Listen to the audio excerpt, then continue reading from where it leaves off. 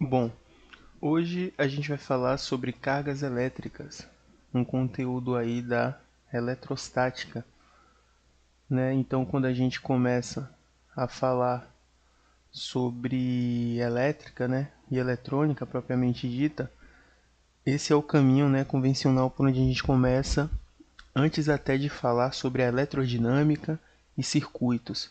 Tranquilo?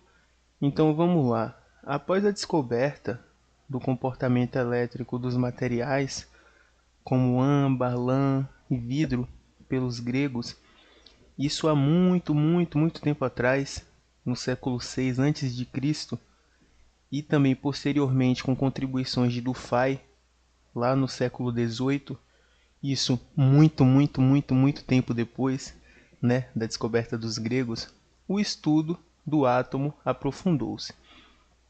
Bom, foi descoberto que um átomo era composto de outras três partículas, sendo essas partículas o próton, o elétron e o nêutron.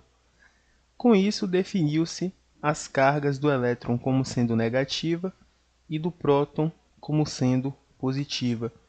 E além disso, foi definido também, né, o comportamento das mesmas.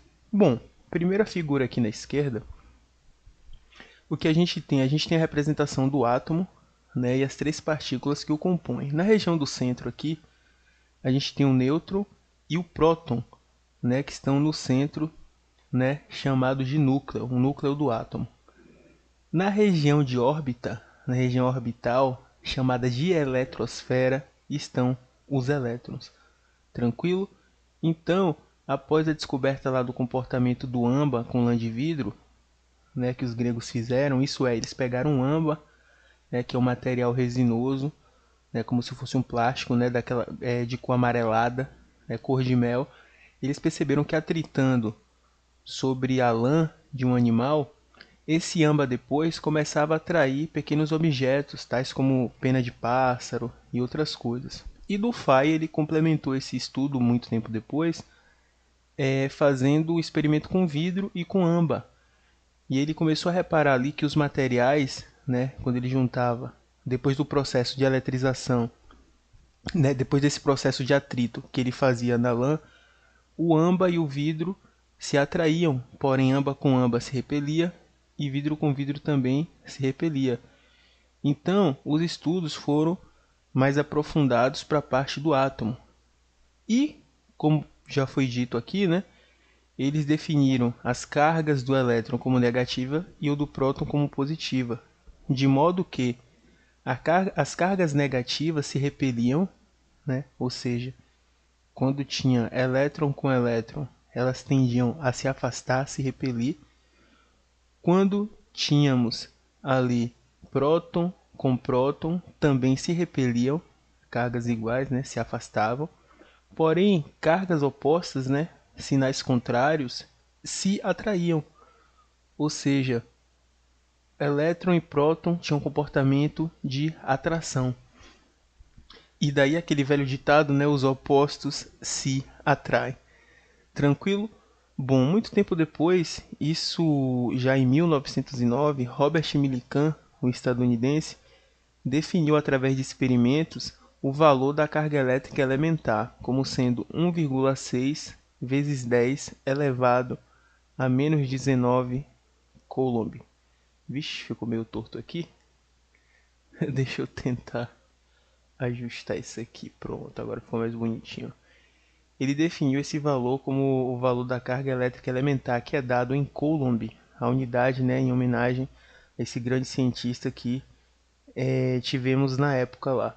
E é dado no sistema de unidades, a carga elétrica é dada por esse C maiúsculo, em homenagem ao Coulomb. Bom, partindo disso, esse valor ele quer dizer o quê? Que é uma carga muito pequenininha, uma carga elétrica muito pequenininha, olha só, tá 1,6 vezes 10 elevado a menos 19. Cara, isso é um valor muito pequeno. É 0,000000000, muitos zeros e o finalzinho lá 16, provavelmente 16 mais alguma coisa. Então esse valor aqui é aproximado. Ele definiu que essa carga é a carga elétrica elementar tanto do próton quanto do nêutron, mudando ali apenas, né, o seu tipo de carga, sendo positiva para o elétron, ou aliás, desculpa, sendo positiva para o próton e negativa para o elétron, beleza? Então, daí surge o seguinte, que se um determinado corpo qualquer, ele ganha elétrons, ou seja, se adicionado elétrons nesse corpo, ele fica carregado de forma negativa. E se esse corpo perde elétrons, ou seja, ele se sobressai em quantidade de prótons, ele fica carregado positivamente. Bom, isso aqui a gente parte daquele princípio de que todo átomo é neutro, né? Ou seja, a quantidade de prótons é a mesma quantidade de elétrons. Quando você tem um somatório disso, resulta em zero. Ou seja, os átomos, né, de qualquer elemento, a gente parte dessa premissa de que eles são neutros. Tranquilo? Então, quando a gente fala de um determinado corpo ganhar ou perder elétrons, a gente está tratando do desequilíbrio. Ou seja, se a gente tem um desequilíbrio, esse corpo deixa de ser neutro e ele passa a estar carregado ou positivamente, isso é, se falta elétrons, ou negativamente, isso é, se tem elétrons em excesso. Tranquilo? Desequilíbrio.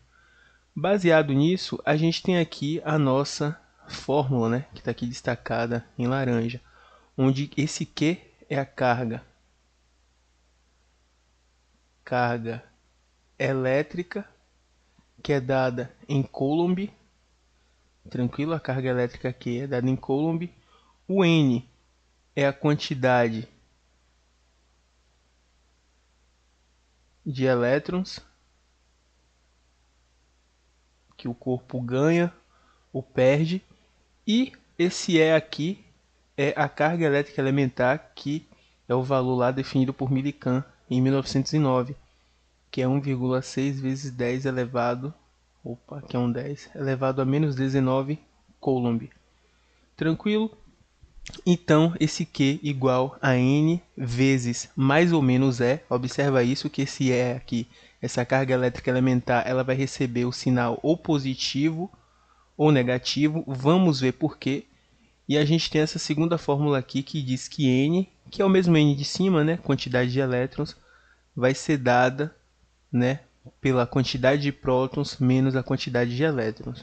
Bom, basicamente a gente só precisa trabalhar com essa primeira fórmula de cima, né? Mas essa fórmula de baixo aqui também diz para a gente algumas coisas quando a gente quer saber, né, se o corpo ganhou ou perdeu elétrons. Por exemplo, se você tem, aplicando a fórmula lá, a gente quer saber a quantidade de elétrons. Então, se você tem, um exemplo aqui, tá?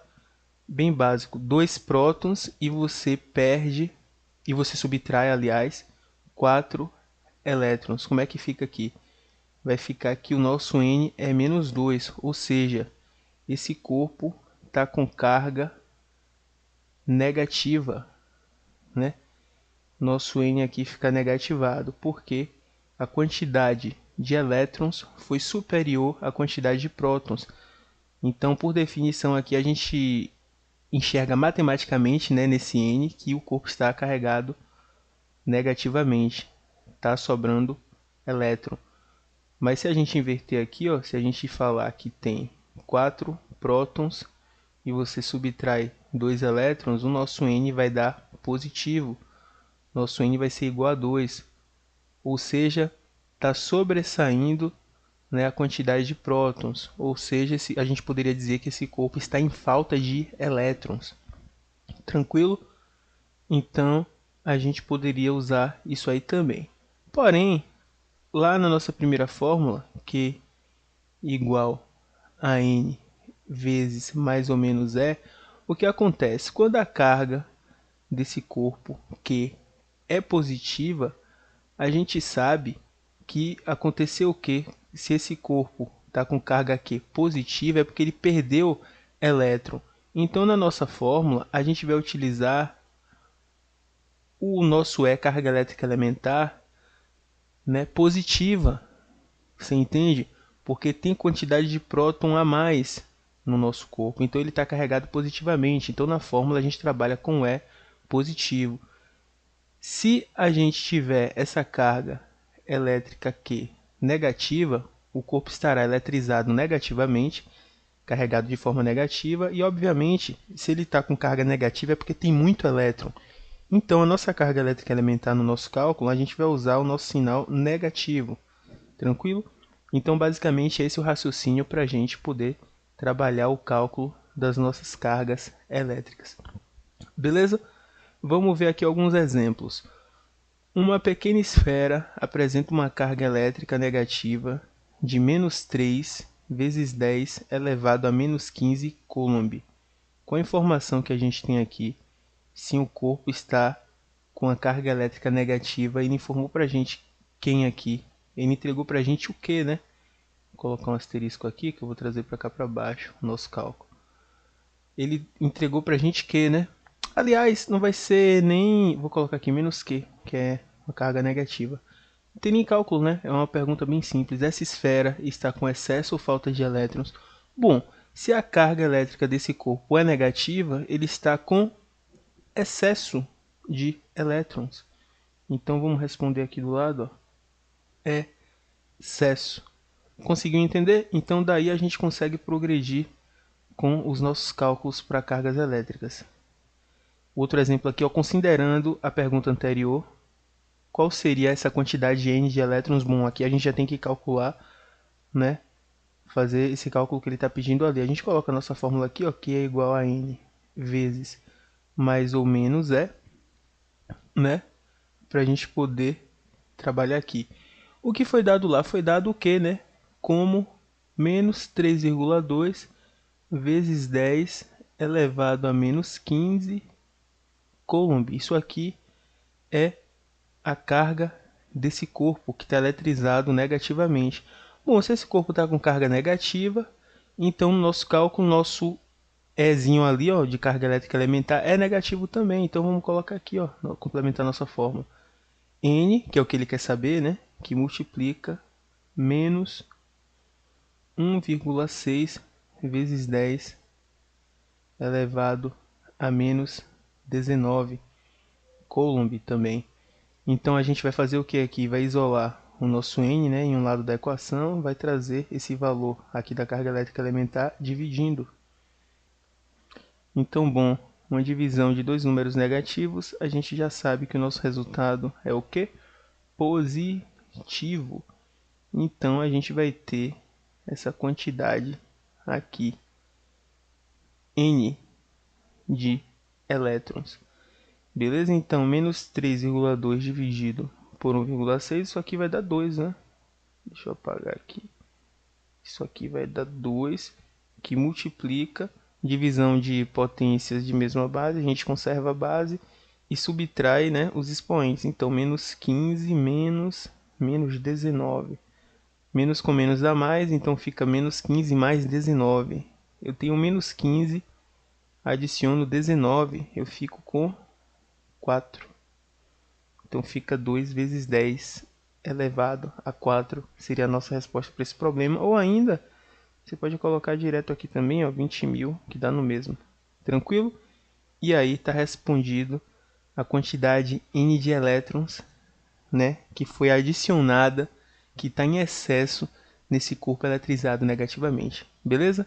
Por hoje é isso, um abraço e até a próxima.